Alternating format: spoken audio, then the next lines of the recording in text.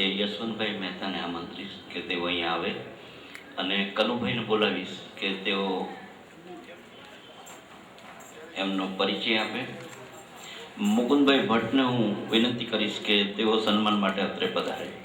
સૌરાષ્ટ્રના નાના ગામ સુરેન્દ્રનગર જિલ્લાના લીલાપુર તાલુકામાં આવેલું લખતર તાલુકામાં આવેલું લીલાપુર ગામમાં 1938માં જન્મેલ યશવંતભાઈ નાની ઉંમરમાં પિતાનું છત્ર ગુમાવ્યું. પ્રાથમિક શિક્ષણ બાજુના લખતર તાલુકામાં થયું. માધ્યમિક શિક્ષણ વિરમગામમાં મેળવી 1951માં અમદાવાદમાં સ્થિર થયા. શાળા જીવનથી જ લખવાનો તેમને શોખ હતો જ, એટલે 1956માં અમદાવાદથી પ્રગટ થતું શ્રીજીવન મનુભાઈ જોધાણી સંપાદક હતા, એમાં એમણે વાર્તા લખવી શરૂઆત કરી. ત્યાર પછી તો જુદા જુદા સામાયિકોમાં વાર્તા લખતા ગયા.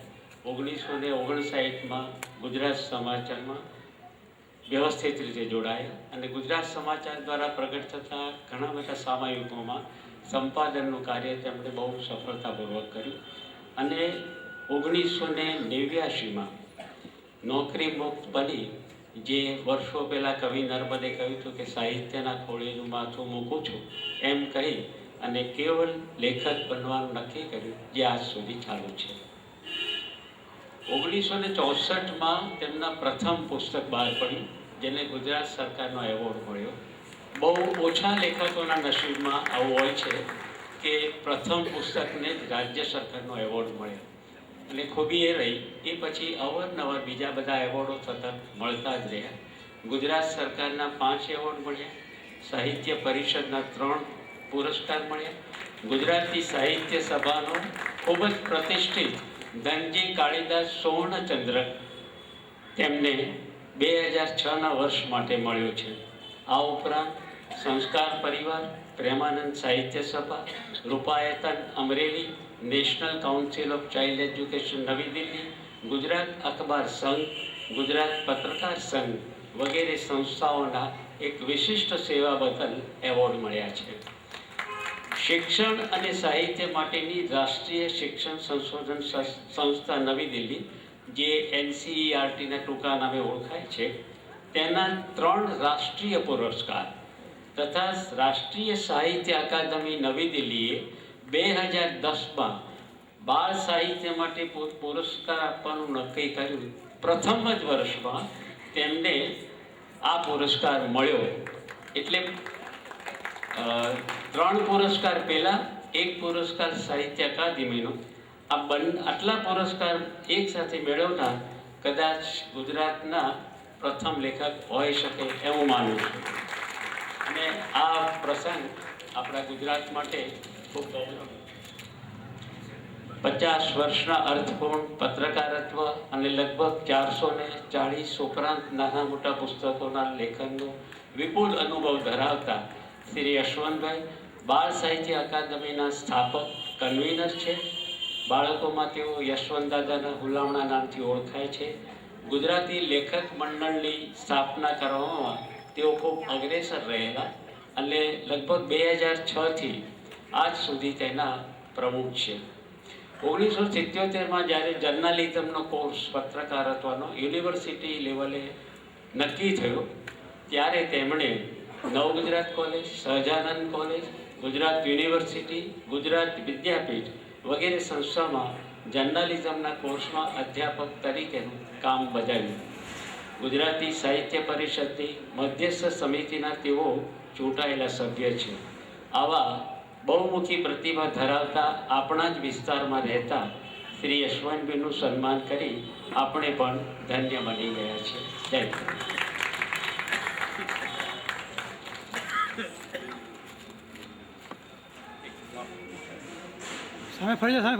યશવંતભાઈ મહેતાનું સન્માન આપણા અરવિંદભાઈ દીક્ષિત તરફથી થશે.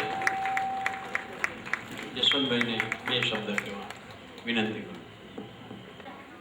કનુભાઈ, ડૉક્ટર સાહેબ, જનાર્દનભાઈ, બીજા ઘણા નામ તો જાણતો નથી, ખાસ કરીને મધુભાઈ, મારા બહુ જૂના દોસ્ત મહેતા સાહેબ, અને આ વિસ્તારમાં આ રિસર્ચ પ્રવૃત્તિની અંદર પ્રવૃત્ત એવા આપ સૌ પ્રથમ તો આપ સૌને મારા વંદન.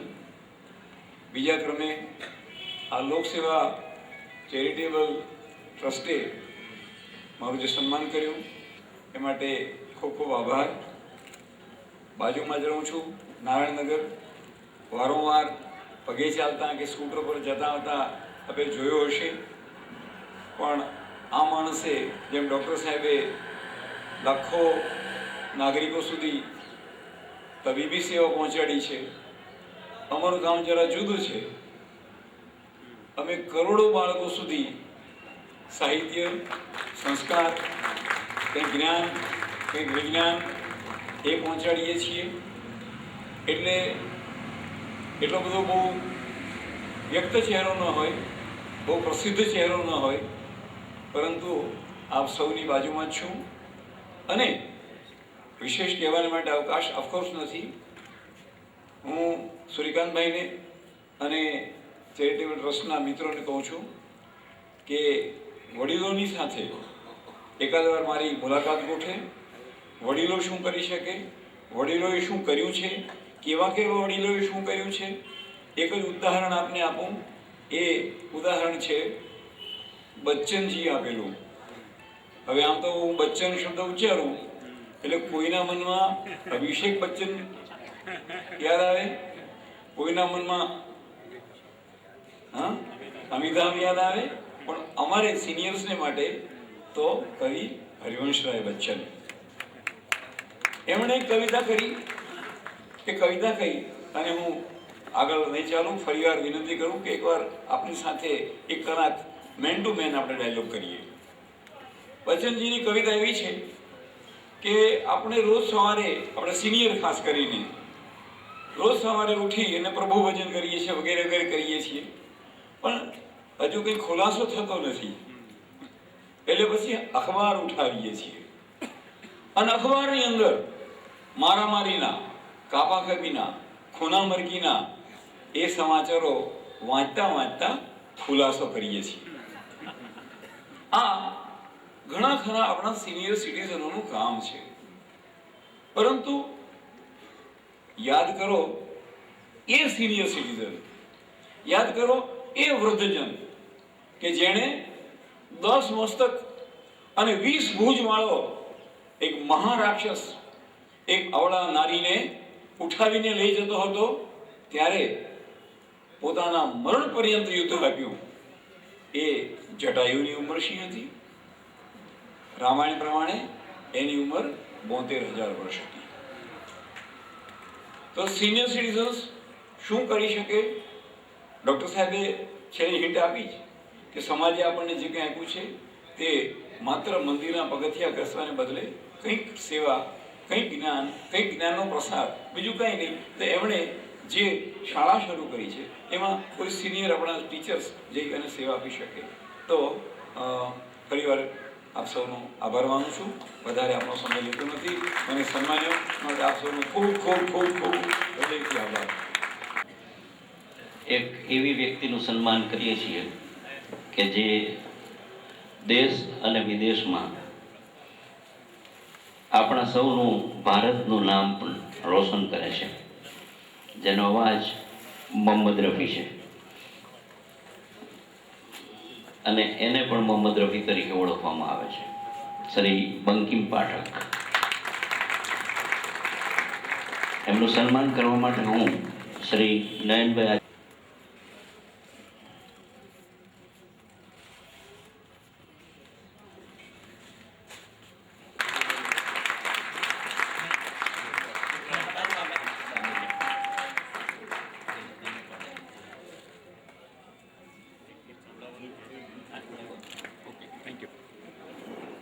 અને બંકિમભાઈને હું વિનંતી કરીશ કે એમના જ મંચ પર વિરાજમાન સભ્ય ટ્રસ્ટીઓ, મિત્રો, વડીલોને વંદન અને મારી ઉંમરના નોજવાનોને પ્રયાર.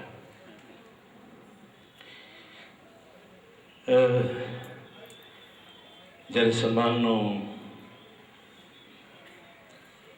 જ્યારે પણ મોકો આવી રીતે મળે છે ત્યારે મારું મસ્તક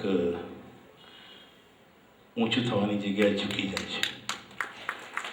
કારણ કે હું માનું છું કે કોઈ પણ કામ જો આપણા હૃદયની અંદર એક આવે કે હું કરું છું, તો મને એ લીટી યાદ આવે છે કે હું કરું એ જ અજ્ઞાનતા શકટનું ભાષે શાંત. ભગવાને અવાજ આપ્યો છે. અવાજના સાથે સાથે એક સોશિયલ અવેરનેસ આવી. એક વખત મને જ્યારે એમ થયું કે સમાજે, જ્ઞાતિએ, શહેરે, દેશે, ગુજરાતે ખૂબ પ્રેમ આપ્યો છે, નામ આપ્યું છે. નામની સાથે બધું આવતું હોય છે. તો મારે શું કરવું જોઈએ સમાજને પરત કરવા માટે?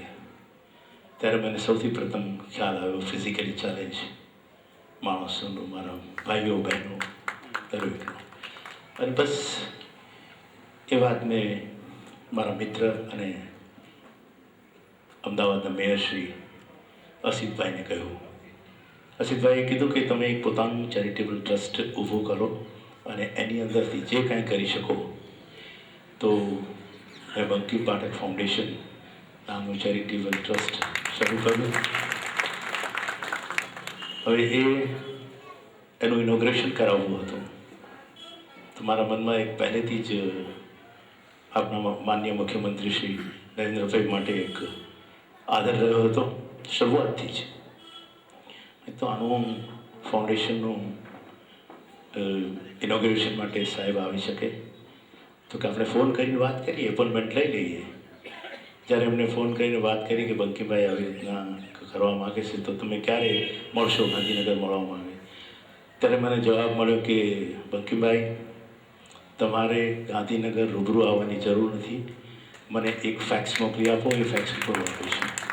અને આવ્યા, એમણે ઇનોગ્રેશન કર્યું. અને જે વાક્યો મારા માટે કે આ રીતના જે સમાજના ઉદ્ધાર માટે કરતા હોય છે તેમના માટે કહ્યા છે, એ મારું મને પીઠબળ જેવું લાગ્યું અને મને ઇન્સ્પિરેશન બહુ મળ્યું. ગીતની વાત આવે છે, જ્ઞાતિમાં પણ ઘણો પ્રેમ મળેલો છે મારા મિત્રો તરફથી, વડીલો તરફથી ખૂબ જ આશીર્વાદ. કારણ કે આશીર્વાદ વગર કાંઈ શક્ય નથી.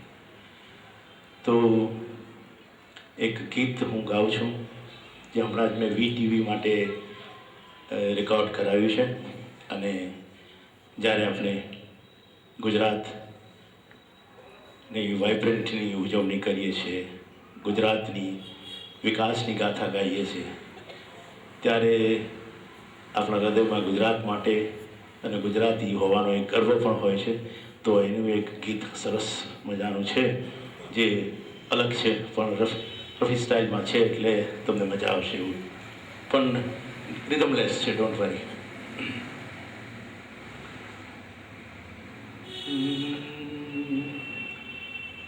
તું કદી ગુજરાત આવે તો કહું, તું કદી ગુજરાત આવે તો કહું, વાર્તા સાબરમતીના નીરની તપ થકે તર નર્મદાના તીરની, હિરણને કાંઠે ધબકતા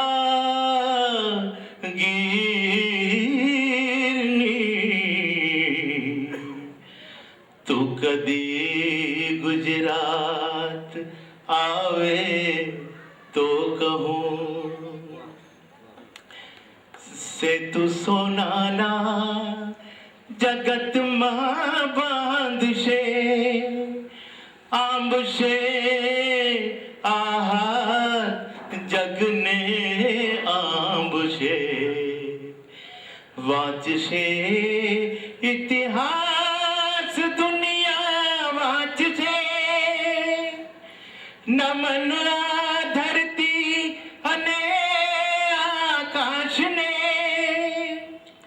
નમન આ પુરુષાર્થ બારે માસને નમન છે નમન છે નમન છે સરદાર મોહનદાસને તો કદી ગુજરાત આવે તો કહું તો કદી ગુજરાત આવે તો કહું. ખૂબ ખૂબ આભાર સન્માન માટે, પ્રેમ માટે. Thank you very much. Thank you વડીલોને વંદન. Thank you very much.